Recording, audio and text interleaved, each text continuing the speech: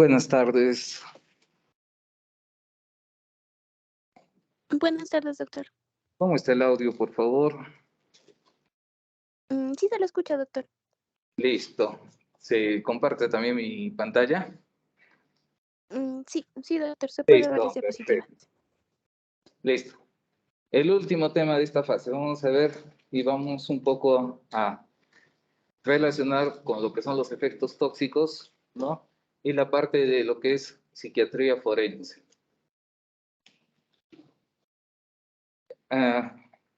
Tenemos a veces una percepción errada cuando hablamos de trastornos mentales y agresividad en las personas.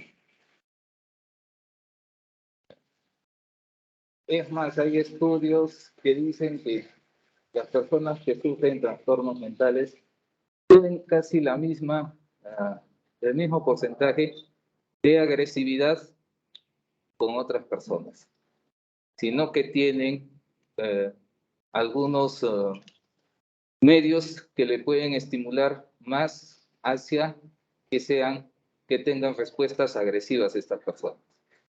Hace tiempo, por ejemplo, tuve un caso de una señora que viene al consultorio.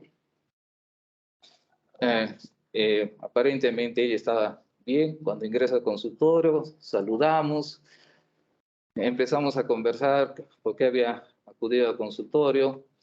Me decía que le agredían su esposo y su hija. Entonces me empezó a comentar que ella sufría agresiones por parte de su esposo y de su hija, que no la dejaban vivir. Desde que se enteraron de que ella tenía contacto con los extraterrestres, empezaron todos estos problemas. Pero al comienzo fue un diálogo bastante fluido, normal, como una persona consciente, ¿no? Pero ya me empezó a hablar de los extraterrestres, cosa que es algo totalmente irreal, ¿no? Y que a partir de eso su hija y su esposo tenían muchos celos de ella y le empezaban a agredir, ¿no? Y bueno, le examiné, tenía sus lesiones, había cosas que parecían reales y otras cosas que realmente estaban fuera de la realidad. Y le pregunto al final con quién había acudido y había venido con otra de sus hijas.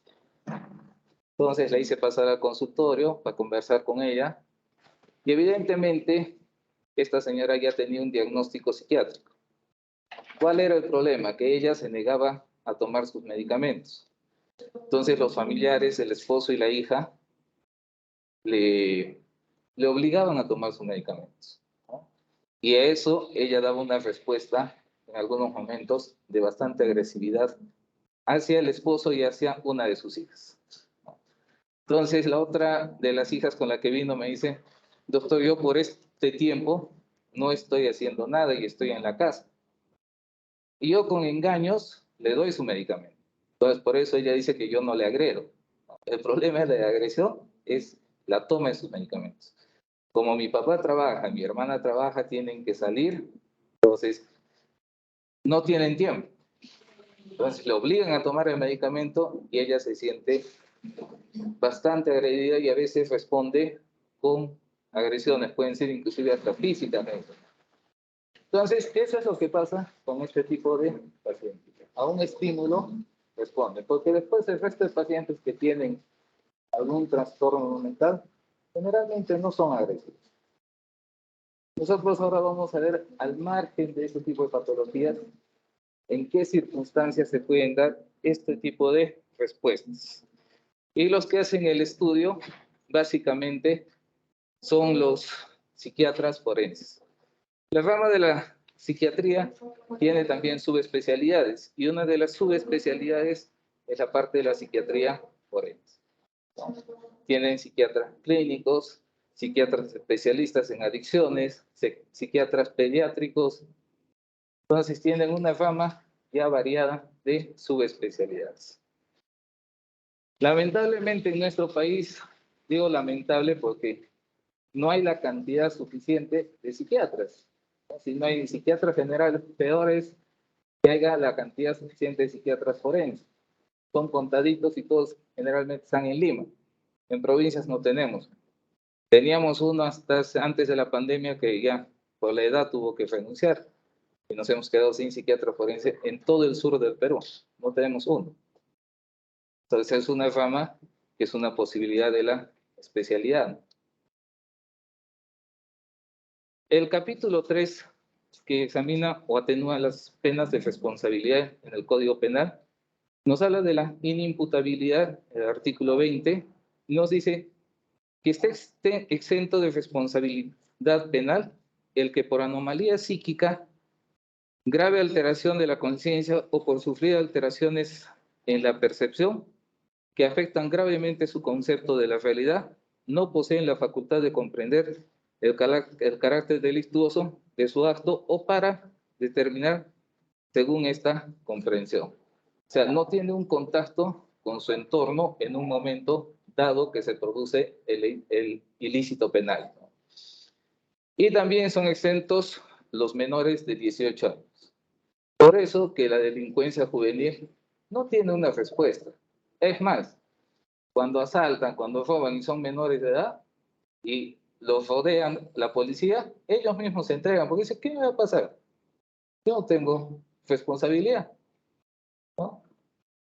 Y las personas mayores en ese espacio de tiempo pueden fugar. Y ellos saben, o sea, ellos mismos dicen.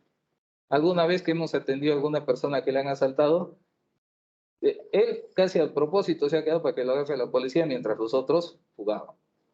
Porque ellos saben que no les pasa nada por ser inimputables por la edad, ¿no? Yo les he enviado 2 videos, no sé si alguien ha visto estos videos. Está en el Blackboard. Son 2 videos de 2 casos distintos. Uno que es un homicida serial bajo efectos de intoxicación y el otro es un homicida serial también, pero que tiene trastornos de pensamiento. Son diferentes los casos.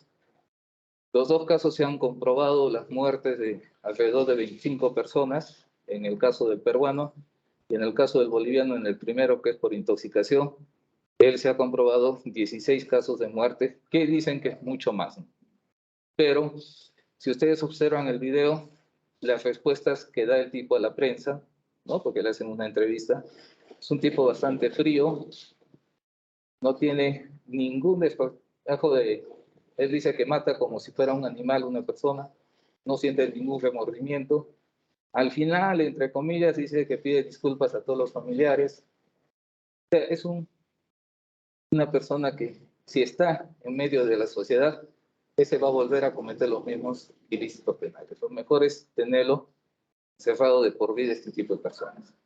El otro sí tiene un problema de esquizofrenia, tiene episodios de psicosis, es donde él escuchaba voces y que le mandaban a matar a cierto tipo de grupos de personas. Esta persona, por ejemplo, en los penales, si lo mandan a un penal común, es una persona que va a sufrir mucho del asedio del resto de las personas que están en el penal. ¿Por qué? Porque esta persona no es consciente de las cosas que está haciendo. O sea, él, por su enfermedad y el deterioro mental, se va a dar en menos tiempo, ¿no? Y va a terminar muy mal en medio de una prisión común. Por eso que este tipo de presos deben ir a una prisión psiquiátrica donde tengan los cuidados para que no abusen de esta persona, porque ellos sí son susceptibles de recibir mucho abuso de parte del resto de la prisión.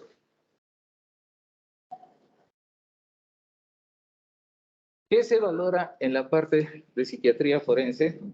Son las habilidades cognitivas.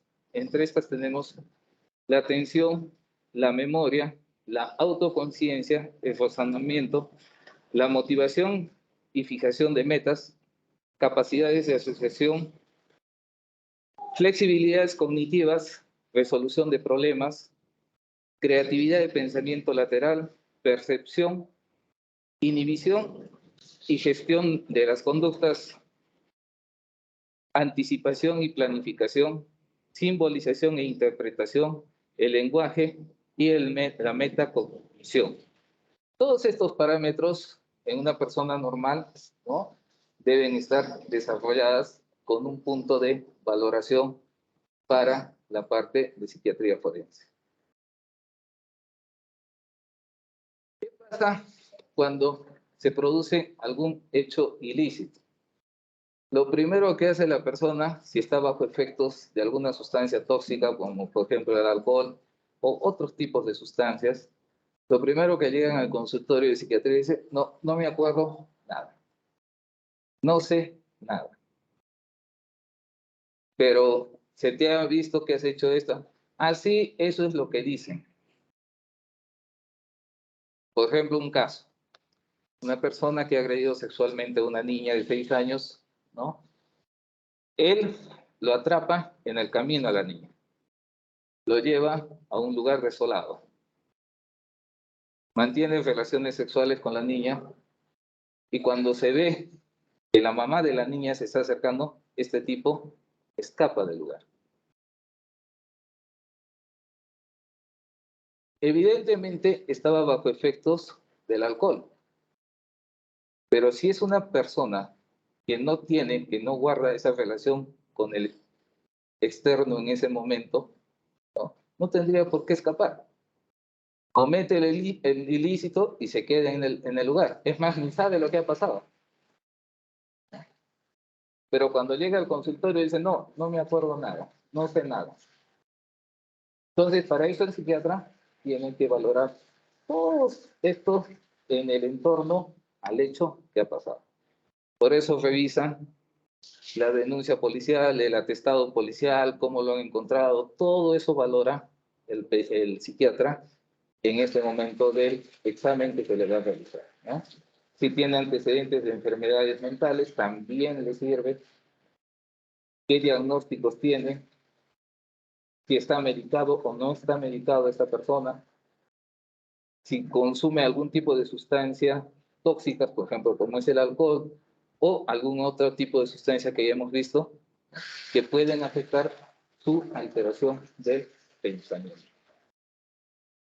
La capacidad volitiva es la capacidad de decidir y ordenar la propia conducta. Está íntimamente relacionado con la fuerza de voluntad. Es el proceso mental el cual el individuo decide y toma la determinación de realizar una acción. En general se trata de un esfuerzo intencional, consciente y automatizado que generalmente se da, ¿no? A veces nuestras respuestas no son pensadas, sino es una respuesta refleja, ¿no? Por ejemplo, cuando se viene algo que puede producir un hecho traumático en nosotros, no esperamos que nos llegue a hacer el impacto, sino nosotros inmediatamente retiramos fuerza en lo posible para que no nos pueda dañar. Eso es normal en cualquier persona, a no ser que esté abolido por algún efecto nuestros reflejos. Pues eso también hay que valorar. Existen distintos trastornos psicológicos que pueden afectar la capacidad volitiva. Uno, el trastorno de retraso mental. Los problemas de delirium, que pueden ser por enfermedades o por ingesta de sustancias tóxicas. La demencia, drogodependencia, trastornos psicóticos, trastornos de estado de ánimo, trastornos de control de impulso y trastornos de personalidad. Estos tres últimos, sobre todo, es una característica del individuo. No hay un patrón con el cual podamos nosotros determinar si esta persona es una persona agresiva. No tenemos. No hay estudios, ¿no? Pero sí en algún momento dado pueden reaccionar en esa forma. Han visto, hay personas que son súper tranquilas, súper tranquilas, ¿no? Nunca han tenido ni una discusión con nadie, pero en algún momento dado tienen una reacción violenta por algún estímulo externo, sobre todo. La psiquiatría valora al hombre mentalmente enfermo, inmerso en el mundo circundante, y en tales relaciones formula un diagnóstico y un tratamiento individual con una finalidad médica. La psiquiatría es la rama de la medicina que trata enfermedades mentales, los problemas emocionales y los trastornos de la personalidad.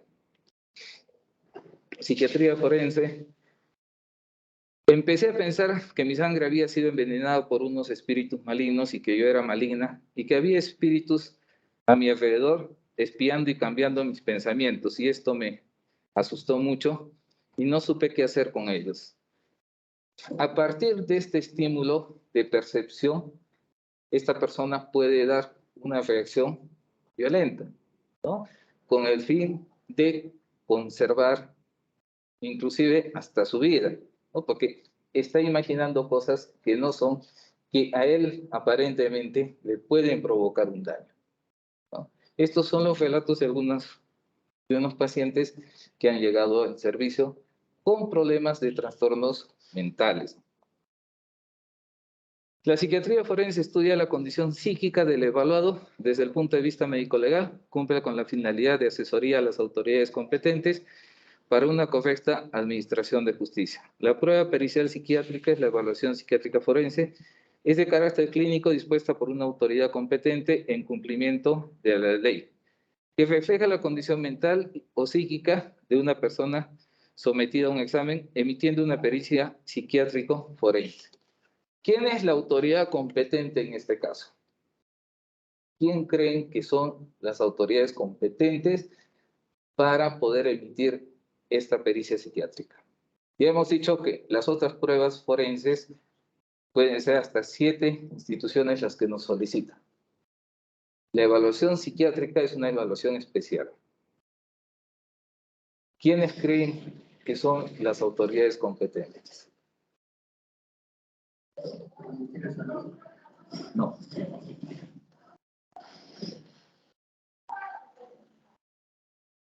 Estamos viendo que estos casos están inmersos en problemas legales. Acá, por ejemplo, la policía no nos puede solicitar un examen, una pericia psiquiátrica. No es la autoridad competente. El juez y el fiscal son las dos únicas autoridades que pueden solicitar una pericia psiquiátrica. Esta solicitud puede ser a solicitud de una de las partes, ya sea del acusado o de la persona que está demandando el hecho. Pero ellos, por ejemplo, no pueden solicitar directamente a medicina legal una evaluación psiquiátrica, sino por intermedio del juez o de la fiscalía. ¿Qué otra característica particular tiene la evaluación psiquiátrica con respecto al acto médico? Porque también una evaluación psiquiátrica es un acto médico, pero tiene una particularidad con respecto al acto médico.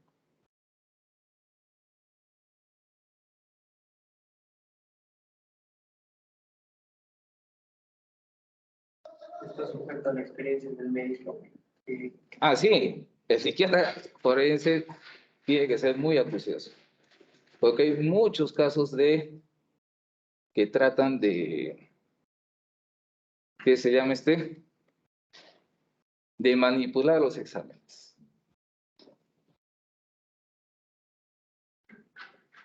Pero hay otro punto importante acá.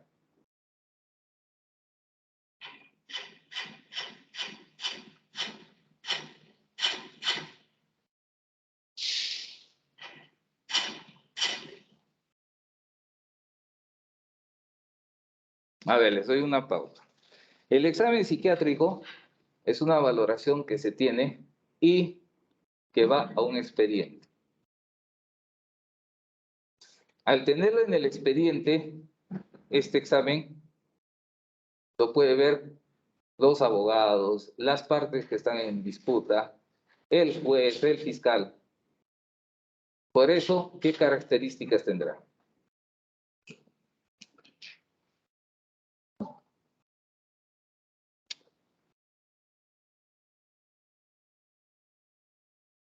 Que también guarda la parte del secreto médico. Así es. Más que guarda, el secreto profesional está expuesto en la entrevista. Por eso es que este examen debe abocarse básicamente al punto de investigación, nada más, ¿no? Otros detalles personales del evaluado que no tengan relación con esta investigación no se debe consignar. Y cuando se le hace firmar el consentimiento informado, se le debe explicar al paciente que este documento es un documento que lo van a ver todos los de la parte procesal. Y finalmente él decide no pasar la evaluación, no pasa, nadie le puede obligar, pero teniendo esta precaución. Entonces, eso es lo particular que tiene este tipo de evaluaciones. El papel del psiquiatra forense es estudio del estado mental en la persona y su relación con el delito. Estudia los fenómenos psicológicos, psicopatológicos y psiquiátricos o establece la probable relación con un acto delictivo. Sea el auxiliar del juez a quien ilustra sobre aspectos mentales del imputado en relación con el delito cometido. Aporta los fundamentos científicos para el tratamiento judicial del enfermo mental y establece la capacidad mental de una persona en el campo civil. En el derecho penal, la elaboración de un informe sobre el estado de salud mental de un acusado, lo que engloba fundamentalmente si reconoce el valor de sus actos y si es capaz de actuar conforme a ese conocimiento. En ocasiones, la valoración del potencial delictivo y como consecuencia de ello, si puede inferir una anulación o una disminución en su imputabilidad. En el derecho civil dictamina si determinadas personas presentan alguna anomalía, deficiencia o enfermedad mental que puede constituir alguna de las causas de restricción de sus capacidades jurídicas, especialmente en personas ancianas, ¿no? Cuando firman algún tipo de documento, sobre todo las herencias. Entonces, tienen que pasar una valoración psiquiátrica para si ver esta persona, como dicen, está en sus cabales, ¿no? Porque si tiene algún déficit, entonces el psiquiatra informará a la autoridad competente, le dirá que esta persona no puede emitir este tipo de documentos, porque se encuentra con este problema de salud. En el derecho laboral, demostrará la existencia de una o varias alteraciones psíquicas en un accidente de trabajo para valorar como incapacidad una secuela psíquica en un accidente. También en la investigación de simulación de enfermedades mentales. Hay personas pues, que para irse jóvenes y jubilarse jóvenes, ¿no? Después de un accidente laboral, dicen que han quedado con una secuela de un trastorno mental. Entonces, para eso se le hace una valoración, porque son expertos en simular este tipo de hechos.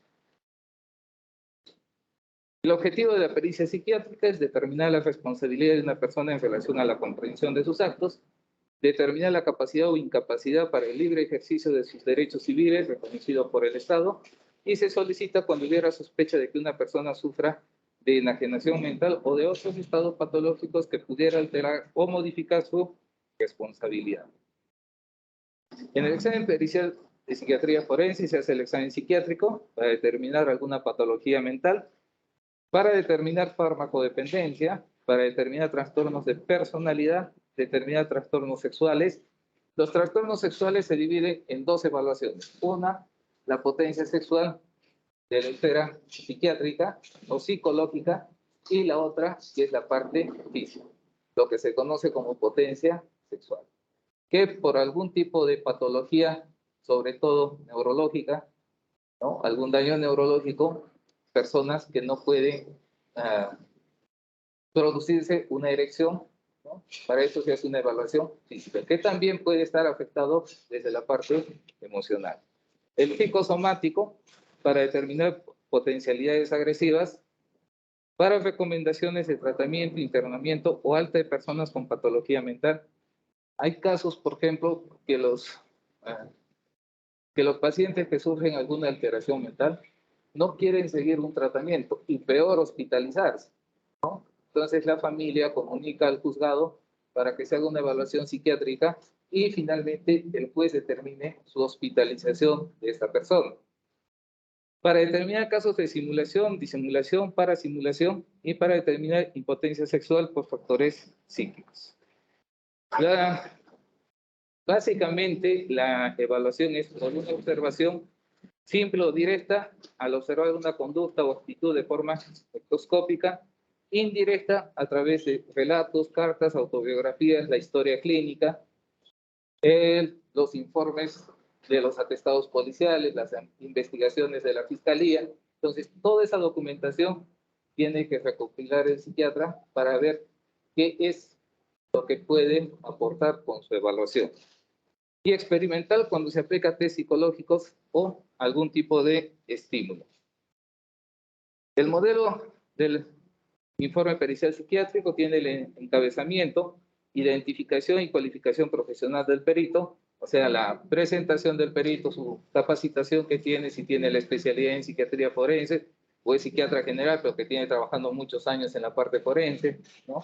Datos de la autoridad que realiza la petición del informe, datos de procedimiento, identificación del periciado, nombre, lugar de nacimiento, fecha de nacimiento, pruebas periciales solicitadas, fuente de información, qué es lo que ha revisado, entrevista o historia clínica, historias personales, antecedentes judiciales si lo hubiera, antecedentes familiares de trastorno neuropsiquiátrico y antecedentes personales médicos, como son médicos quirúrgicos, psiquiátricos y hábitos tóxicos. Por ejemplo, el caso del homicida serial peruano que les he pasado ese reportaje, es un caso que se ha dado al norte de Lima, y a los pocos meses, su hermano de este muchacho también comete homicidios en Japón, ¿no? Mató a una familia y él posteriormente trató de suicidarse. También tenían problemas psiquiátricos. Tenía una esquizofrenia paranoide que desencadenó en todo este hecho violento. La policía lo capturó en el momento que se iba a suicidar, lo recuperaron y posteriormente estaba sentenciado para la pena de muerte. No sé si se llegó a dar porque había grupos que lo estaban defendiendo porque decían pues, que era una persona con este problema de salud mental. Pero lo último que supe de ese caso era que estaba sentenciado a una pena de muerte. Entonces, dos hermanos que tenían el mismo problema psiquiátrico y terminaron con este tipo de violencia. El modelo del informe pericial psiquiátrico, la exploración psicopatológica, la actitud general, apariencia y conducta, trastornos de psicomotricidad y del impulso, habla, cómo es el discurso en cuanto a la forma y velocidad, estado de ánimo y afectividad, trastornos de percepción, ilusiones, alucinaciones, trastornos formales de pensamiento, curso y forma, el contenido, trastornos de vivencias del yo, valoraciones de las funciones cognitivas, lo que hemos visto, nivel de conciencia, orientación, memoria, concentración, atención, lectura y escritura, capacidad visoespacial, el lenguaje, problemas de afasia, capacidad para llevar a cabo actividades motoras, apraxia, capacidad para el reconocimiento de objetos, agnosia, alteraciones de las capacidades de ejecución, capacidad de pensamiento abstracto, capacidad de juicio y raciocinio y la inteligencia de la persona. La patología mental de implicancia jurídica es la enajenación mental. Son aquellos trastornos mentales donde existe una alteración de capacidad para una persona decidir y actuar en plena libertad y comprensión de sus actos. Se trata de una perturbación patológica que impide la adaptación a la realidad, puede ser causada por patologías orgánicas, traumatismos craneales o por abuso de sustancias tóxicas y otros que se pueden dar por enfermedades. Clasificación: tenemos la psicosis, enajenación o alienación mental, trastornos de inteligencia, trastornos de conciencia y trastornos de personalidad. La psicosis o enajenación o alienación mental es cuando existe un alejamiento de la realidad asociada a manifestaciones psicopatológicas que componen la esfera de percepción, memoria, orientación, pensamiento, voluntad, instintos, siendo fundamental que la persona haya perdido la libertad de actuar con sentido lógico. Ejemplos de este grupo son las psicosis esquizofrénicas, psicosis afectivas, estados paranoides, síndromes orgánicos cerebrales. Trastornos de inteligencia es cuando existe una disminución de la capacidad intelectual, determinado que la persona no posee una capacidad adecuada de razonamiento y que sus funciones mentales superiores, como la abstracción y la generalización, la discriminación de las cosas y los valores, sean nulos o casi nulos Aquí encontramos los retardos mentales, los síndromes orgánicos cerebrales y las demencias.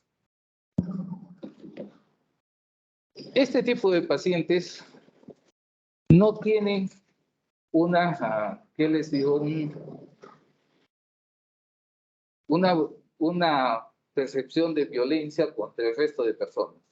Más bien, este tipo de personas son altamente potenciales para sufrir agresiones. Sobre todo, agresiones sexuales. Por ejemplo, tuve un caso de un muchacho de 19 años. Este chico cobraba las combis. Tenía un retardo entre leve a moderado. Él reconocía muy bien los billetes, daba vuelto, no se hacía problemas. ¿Qué es lo que había ocurrido? Este chico, donde trabajaba, el conductor lo agredía sexualmente. Y era un chico bastante alto, robusto, ¿no? Hasta que un día se hartó de ese tipo de agresiones y lo agarró al conductor y casi lo mata. Le dio una paliza que tuvieron que intervenir los otros conductores y ahí se descubrió por qué estaba pasando este hecho. Y él, cuando lo traen detenido, él me manifiesta y me dice, a mí toda una vida me abusa. ¿Cómo que te abusa? Sí, pues me baja el pantalón y me mete me mete su pinga. Eso me mete. Porque ahora no he querido, por eso lo he pegado. Por eso lo he pegado, doctor.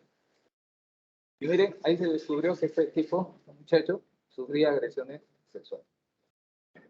Y nadie sabía, o sea, que ha tenido este tipo de reacciones. Entonces, estas personas con trastornos de inteligencia son muy vulnerables a cualquier tipo de violencia.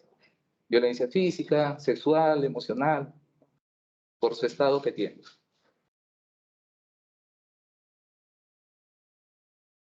Trastornos de conciencia. Recordemos que denominamos conciencia al conocimiento simultáneo de la unidad de tiempo en uno mismo y del mundo circundante. Por lo tanto, es el reflejo de la realidad. Cuando existen trastornos, se presenta una disminución episódica de la actividad de la conciencia y pueden emerger impulsos y conductas anómalas con incapacidad de la persona para oponerse, quedando en una amnesia parcial o total de lo ocurrido. La encontramos en la epilepsia, disociaciones histéricas, bajo un grado de estímulo emocional, el estado puerperal, como efecto de sustancias tóxicas y otros. Estos trastornos de conciencia generalmente son episodios cortos, espacios de tiempo corto, ¿no? Que tienen una respuesta a veces bastante agresiva. Por ejemplo, en el estado puerperal, la muerte con resultados de la muerte del recién nacido. Y estos, de acuerdo a la norma en nuestro país, están exentos de una condena. ¿Por qué? Porque se encuentran bajo el efecto del estado puerperal, o sea, los cambios hormonales. ¿Hasta qué época hablamos del estado puerperal? Ustedes ya han llevado obstetricia.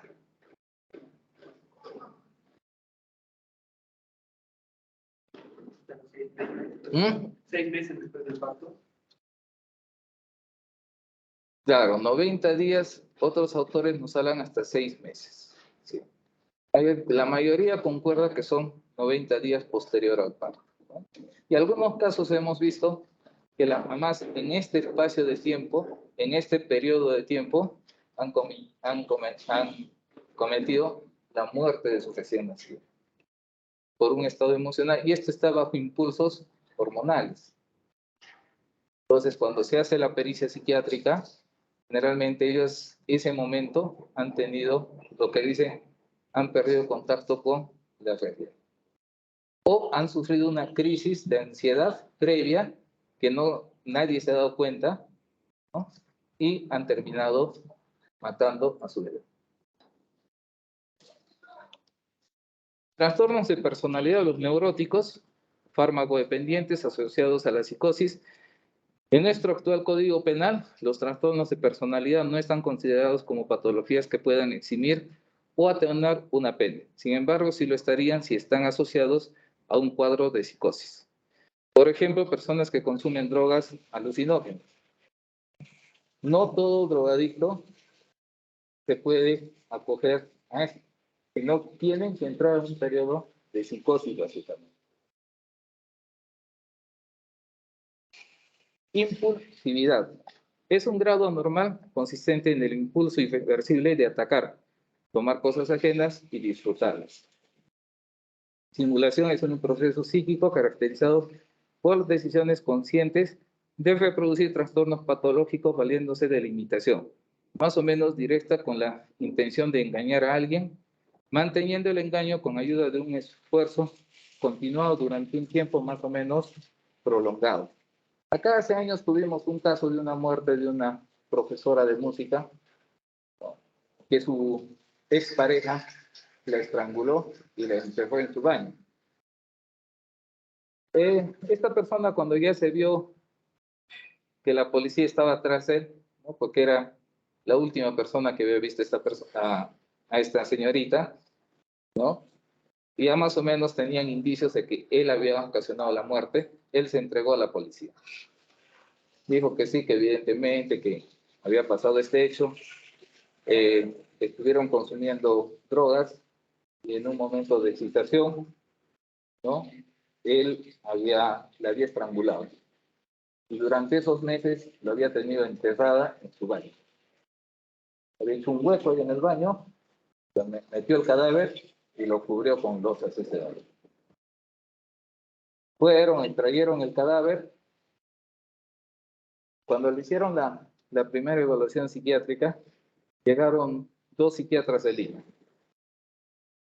Finalmente concluyeron que tenía una personalidad borderline. Con esa personalidad borderline se atenuaba la pena.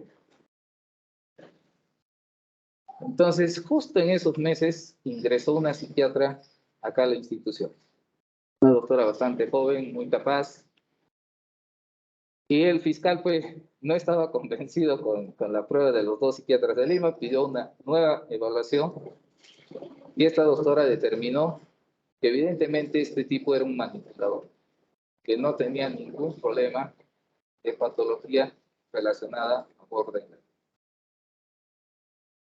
Finalmente llegaron a juicio con los 2 diagnósticos, uno de los 2 psiquiatras y la otra evaluación efectuada por él. En juicio, cuando hay este tipo de controversias, el juez llama a un debate contradictorio. Y el que convence al juez es el que tiene mayor peso. Entonces el juez les empieza a preguntar a los dos colegas y también a la doctora, y finalmente fue la teoría que ella utilizaba, todas las pruebas que ella había hecho eran mucho más convincentes de que se trataba de un tipo, ¿no? Entonces se desechó la otra prueba, que era borderline, y se le sentenció a 25 años de cárcel. Actualmente está cumpliendo su prisión en Socabaya. Pero mucho se ve de este tipo en este tipo de actos. O sea, siempre tratan de manipular las evaluaciones. La clasificación etiológica del delito: como un criterio etiológico podemos distinguir delitos cometidos por enfermos mentales en los casos de psicópatas. Si incluimos aquí además las personalidades psicopáticas propiamente dichas, los alcohólicos, drogadictos y perversos sexuales, este tipo de personalidades es bien difícil que se adapte a la sociedad. Es bien difícil, ¿no? Y generalmente empiezan a los 18, 19 años. O empiezan ya inclusive con tendencias a partir de los 15 años a delinquir. Acá tuvimos un caso bastante interesante, un muchacho, ¿cómo se llamaba? Era un gordito. A los 18 años este era un líder de una banda acá en Arequipa. Lo capturaron, estuvo preso, salió a los 21 años, salió del penal, a la semana armó nuevamente su banda acá y empezó a hacer estragos. Nuevamente lo capturaron, lo metieron preso y armó un motín en el penal. ¿No? Se levantó con los presos. Finalmente lo tuvieron que llevar a Chayapalca. Está cumpliendo allá su pena de reclusión. Y ellos, por ejemplo, este tipo de personalidades, es increíble, ¿no? Por ejemplo, para nosotros hacer un curso, una maestría, es un orgullo. Para ellos, el estar en Chayapalca es un orgullo. Cuando regresan, dicen, yo he estado en Chayapalca, métanse conmigo. Así. ¿Ah? O sea, ellos tienen un estatus delictivo. Cuanto más castigos reciben, para ellos es un orgullo. Hace años tuve un caso, cuando yo trabajaba en Lima, atendí a una persona que le hirieron en la cresta iliaca derecha, una balacera con la policía. Entonces me tocó hacer turno en la noche y me llevaron a hacer la visita al hospital 12 de mayo. Entonces él tenía una herida por bala a nivel de la cresta iliaca, pero no era una herida profunda, le había rozado la bala. Y también tiene una suerte brutal. La cosa es que pasaron muchos años y ya me vine a trabajar acá. Y un día hubo un motín en el penal. Se habían peleado con los del INPE. Era más o menos las 3 de la tarde y llega un contingente de la policía y se llena pues en la morgue. Se llenan 2 camionetas y el técnico con el que estaba trabajando me dice, doctor, la policía ha entrado. ¿Qué ha pasado? Le dije, pues algo. O sea, los policías todos armados. Y se acerca uno que estaba al mando, que era un teniente, y dice, ¿usted está acá, Rosy? Soy fulano de tal, me dice, estamos viniendo del penal. ¿Qué pasó? Le digo, ¿por qué tanto? No, estamos trayendo dos internos que se han enfrentado con los miembros del INPE. Y ya pues llega otra camioneta llena de policías. Y esos tipos pues los tienen enmarrocados, les ponen un collarín, las rocas en las manos y en los pies. Porque son bastante peligrosos. Porque a veces se puede pensar que hacen esto para salir y alguien los puede rescatar afuera, ¿no? O sea, todo eso tiene que cuidar la policía. La cosa es que se bajan y me dan los oficios para hacer la evaluación. Uno era de Camaná y el otro, me acuerdo su nombre. Y le digo, oye, ¿cómo ha quedado tu cicatriz? Usted me conoce, eso claro, le digo, estabas en el 12 de mayo. Sí, doctor, sí estaba. No, era encima nomás, pues, me dice, no era mucho. ¿Eh? Y después, ya yo a Chayapalca, doctor, he estado en Chayapalca. He estado, hace 6 meses he bajado, ya de acá me llevan a Lima y ya termina mi proceso allá. Pero ellos, pues, o sea, es decir Chayapalca, decir que yo soy el top, no hay más que yo. Y cuando ellos bajan a otros penales, se apoderan de los pabellones. Lo dicen, yo vengo por Chayapalca, conmigo no te metes. Y se hacen dueños de los pabellones. Por eso es que en el INPE tratan de mantenerlos allá, porque son personas altamente peligrosas. Entonces, vemos que este tipo de personas no van a tener una resocialización que llaman por sus mismas características que tienen. Los enfermos mentales no psicópatas que ocasionalmente pueden cometer acciones delictivas, los epilépticos en sus estados crepusculares, los esquizofrénicos en su furor catatónico, los melancólicos, suicidios y crímenes piadosos, los dementes, sobre todo exhibicionismo, ¿no? Personas que tienen trastornos ven en la calle. Acá teníamos uno que andaba por los colegios y se andaba desnudando. Justo a la hora de entrada y salida de los chicos se quitaba la ropa, ¿no? Entonces lo tuvieron que hospitalizar en un pabellón de Honor Delgado. Ya con eso se controló todo, ya su medicación y todo, ¿no? Los maníacos, accesos de cólera, los síndromes postencefálicos, los síndromes X y Y los débiles mentales.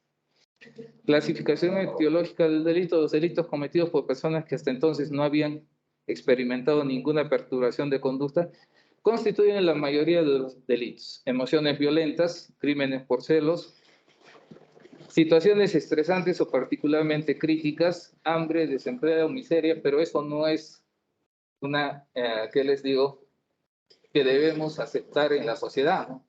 Hay gente que se mata trabajando para evitar este tipo de problemas.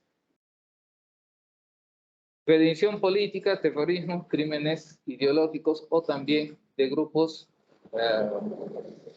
fanáticos religiosos. Las conductas violentas y la valoración de su peligrosidad, el trastorno de personalidad, personas con irritabilidad, las susceptibles emocional, entendidas como la tendencia de experimentar sentimientos de malestar, indefensión y vulnerabilidad, la baja autoestima y una tendencia a la rumiación de la ofensa, que implica una evocación mental obsesiva de un hecho ofensivo que genera sentimientos de ansiedad que pueden conducir hacia comportamientos violentos, como una respuesta a este tipo de hechos.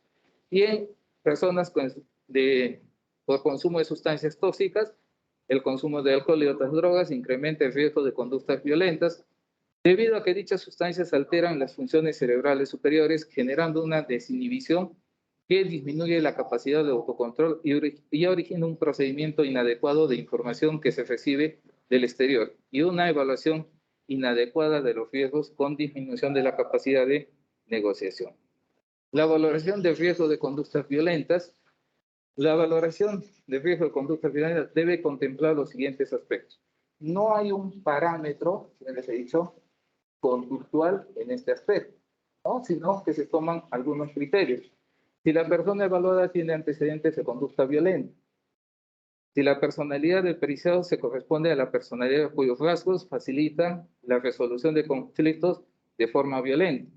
Y eso nos pasa todos los días, ¿no? Hay personas que no pueden dialogar, sino de frente van y se van a los golpes, ¿no? O sea, no tienen una respuesta de diálogo, de conciliación.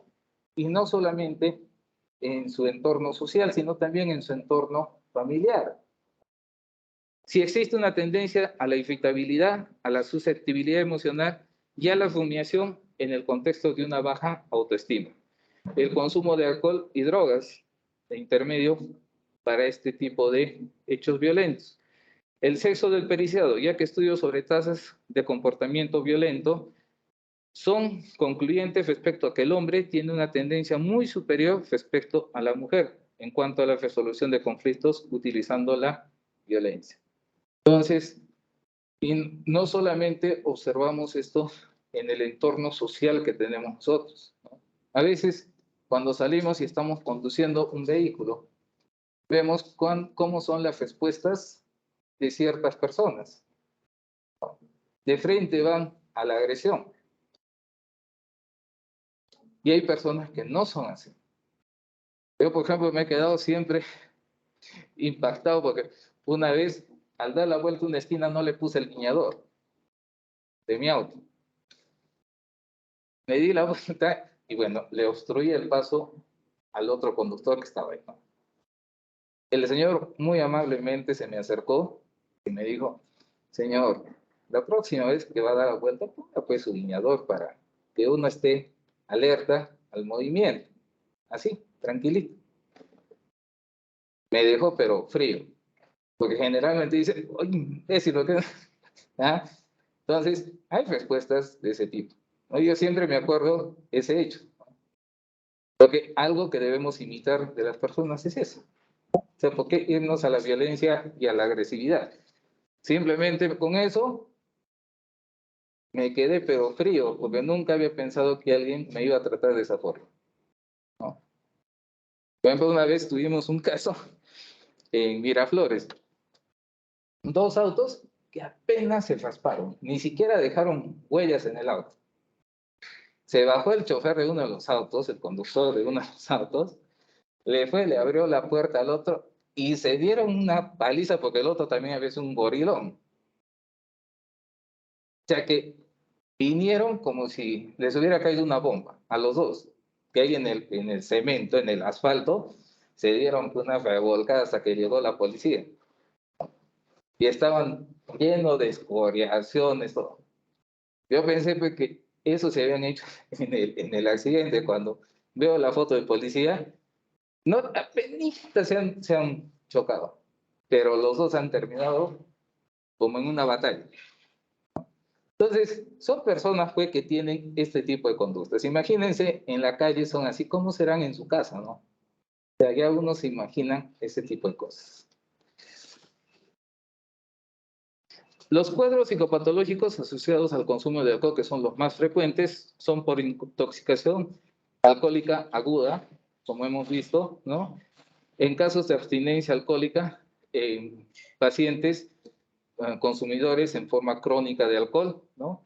Delirio por intoxicación de alcohol, delirium por abstinencia de alcohol, demencias persistentes inducidas por el alcohol, trastornos amnésicos persistentes inducidos por el alcohol, trastornos psicóticos inducidos por el alcohol con ideas delirantes, que ven a la esposa que dice que tiene otro hombre, que ellos lo han visto salir de su casa.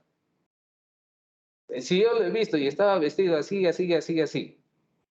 Tuvimos un caso que era una persona que consumía bastantes bebidas alcohólicas y le agredía a su esposa. Y ese día fue con una botella y le reventó en la cabeza a la esposa. ¿Ya? ¿Y por qué he hecho eso? No, porque estaba con otro hombre. Y la señora estaba con su hija. Pero ¿cómo estaba con el otro hombre? Estaba vestido así, así, así. Todo nos describió el tamaño, el corte de cabello, todo. Y era su hija. O sea, ¿cómo por el alcohol este tipo ya veía cosas que no son? Se dan ese tipo de casos. Trastornos psicóticos inducidos por el alcohol con alucinaciones, trastornos de estado de ánimo inducidos por el alcohol, trastornos de ansiedad inducidos también por el alcohol, trastornos sexuales inducidos por el alcohol, trastornos del sueño inducidos por el alcohol y otros trastornos que también se pueden dar por inducción del alcohol. Formas de delincuencia, tenemos lo que es la delincuencia juvenil. Pareciera que a medida que una sociedad progresa materialmente, el crimen pasa a ser una prerrogativa de los jóvenes. En los Estados Unidos, la delincuencia juvenil ha aumentado en un 93% desde 1940. En América Latina ocurre otro tanto. Los delitos cometidos por adolescentes se extienden más aceleradamente que los cometidos por adultos. Hasta ahora no conocemos un patrón particular de personalidades que caractericen a los delincuentes juveniles. A lo sumo podemos agruparlos en tres grupos. Los delincuentes socializados operan en bandas o pandillas. Felizmente que todavía nosotros no tenemos acá en Arequipa. En la ciudad de Lima sí, sobre todo en los barrios marginales de la ciudad de Lima. Son grupos que empiezan con la fanaticada de un club, ¿no? Y terminan en actos delictivos.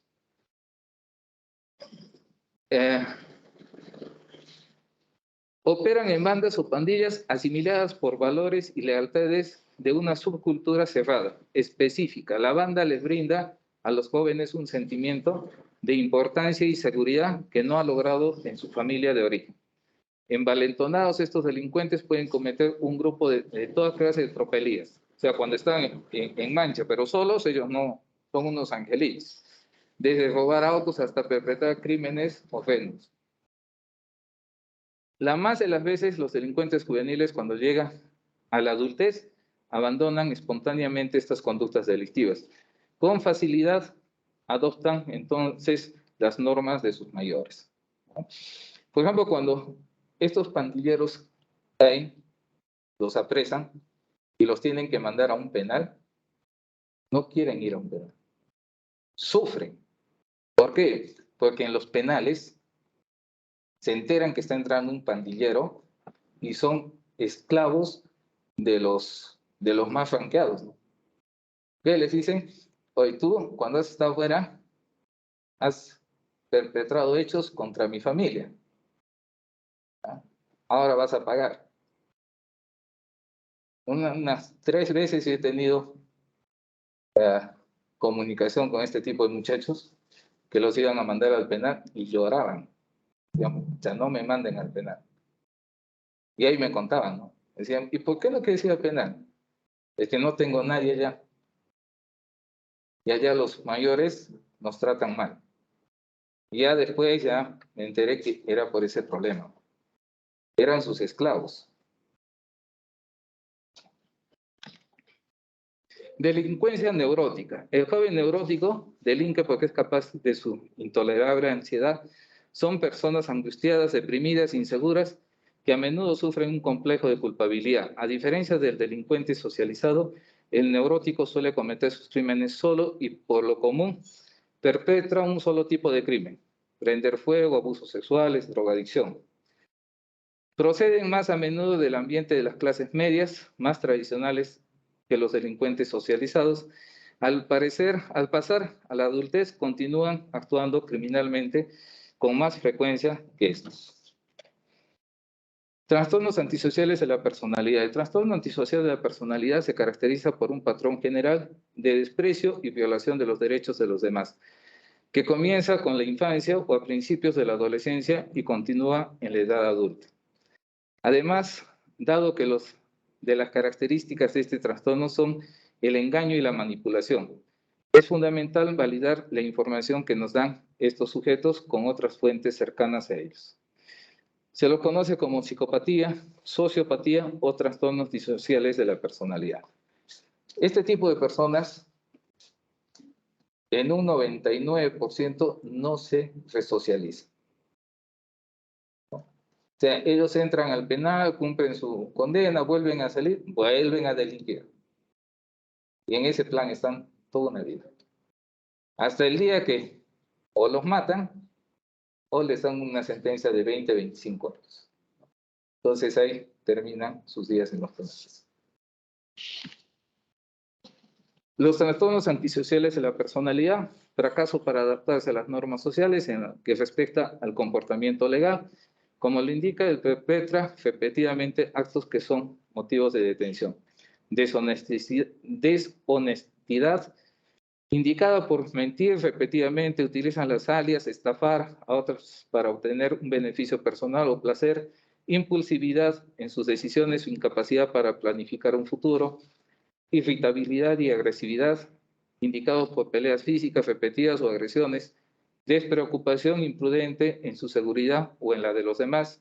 Irresponsabilidad persistente, indicado por la incapacidad de mantener un trabajo en constancia o hacerse cargo de obligaciones económicas, sobre todo en el aspecto familiar. La falta de remordimiento, como indica en la diferencia o la justificación de haber dañado, maltratado o robado a otros. Ellos siempre tienen una causa, el por qué cometen este tipo de delitos. El criterio de diagnóstico debe cumplir 3 condiciones: que tengan al menos 18 años, que existan pruebas de un trastorno disocial que comienza antes de los 15 años de edad, que el comportamiento antisocial no aparezca exclusivamente en el transcurso de una esquizofrenia o un episodio maníaco. El trastorno histriónico de la personalidad se caracteriza por una emotividad generalizada y excesiva, un comportamiento de búsqueda de atención por parte de los que están alrededor. Esto generalmente está en relación al sexo hablando, más se da en el sexo femenino. Trastorno límite de la personalidad. El trastorno límite de la personalidad se caracteriza por un patrón persistente de inestabilidad en las relaciones interpersonales. La persona a menudo pasa de idealizar en exceso a los demás a un absoluto rechazo de los mismos. Otra característica reseñable es la impulsividad, lo cual puede manifestarse en los gastos de dinero, el juego, relaciones sexuales inesperadas, intoxicaciones con alcohol u otras drogas que se puedan dar. Y esto aumenta el grado de inestabilidad de esta persona. Exámenes psiquiátricos para farmacodependientes: el origen del examen, contenido de la pericia, el diagnóstico de farmacodependencia, grado de farmacodependencia, realización de exámenes auxiliares a solicitud del especialista, exámenes de mucosa nasal, análisis de fluidos como sangre y orina, análisis de pelos, observaciones y recomendaciones científicas que estime necesaria para el caso, reconocimiento que se realiza en personas de inculpados para determinar su inimputabilidad o anomalía psíquica. Cleptomanía. ¿Qué es la cleptomanía?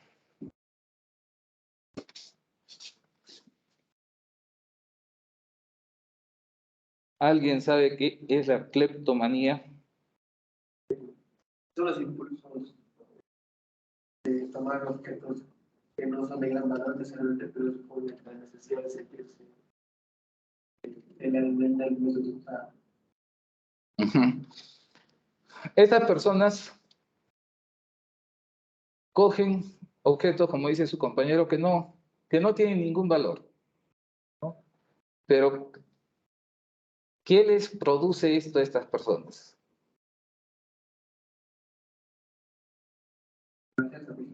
Un placer de satisfacción.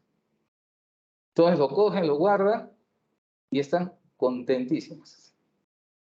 O sea, no hay interés en llevarse las cosas ajenas, sino de sentir ese placer por haber cogido estas cosas. Eso sería todo, chicos. Acá terminamos lo que es la parte de psiquiatría y hasta acá es el examen la próxima semana. No sé si tienen alguna pregunta, algún comentario. Doctor, disculpe, estuve revisando la calendarización y quería confirmar si la siguiente semana no iban a haber clases teóricas. Voy a ver, por favor, no he visto qué temas nos toca, ¿no? Porque la parte de valoración sexual, me gustaría dividirlo en dos partes porque es extensa, ¿no? Para que me puedan entender mejor y con calma lo avanzamos, ¿no? Ese es el tema que es más largo, porque el resto de temas son cortos y podemos avanzar, no hay ningún problema. Déjenme ver, por favor, la calendarización y yo les comunico con sus delegados, ¿sí? Le preguntaba, doctor, porque me comentaron algunos de mis compañeros si sería posible que, ya que es semana de exámenes y tenemos entrega de trabajos y otros exámenes, quizás no hacer clases ese día. Por eso yo les pediría, por favor, que